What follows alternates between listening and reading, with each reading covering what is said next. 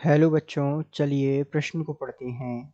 RNA है एक, आपको विकल्प दिए हुए हैं। विकल्प ए है अकेला हेलिक्स सूत्र, विकल्प बी है दक्षिणावर्त 2 हेलिक्स सूत्र में ट्विस्ट हो जाता है, विकल्प सी है 3 हेलिक्स सूत्र और विकल्प डी है 2 हेलिक्स सूत्र।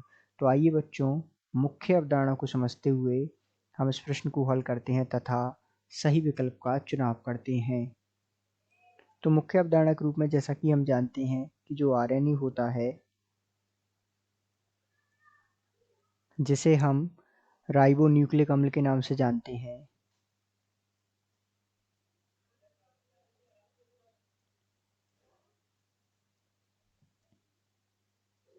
जिसके 3 भाग होते हैं, अर्थात एक होता है एमआरएनए अर्थात संदेश वाहक आरएनए, इसी प्रकार एक होता है स्थानांतरण या ट्रांसफर आरएनए अर्थात टीआरएनए और एक होता है इसका आरआरएनए अर्थात राइबोसोम आरएनए। ये जो है 3 भाग हैं, इनके भिन्न भिन्न कार्य होते हैं। यदि हम बात करें आरएनए के बारे में, तो आरएनए जो होता है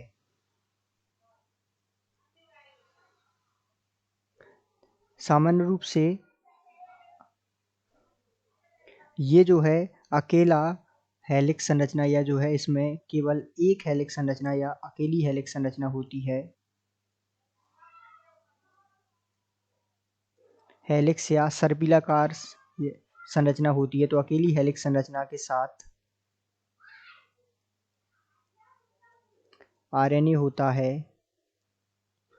तथा ये जो है एक बहु न्यूक्लियोटाइड श्रृंखला वाला लंबा तंतुनुमा अणु होता है। तो ये जो है एक बहु न्यूक्लियोटाइड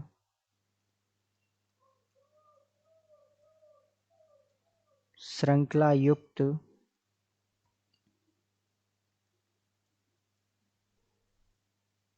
लंबा तंतुनुमा अणु होता है।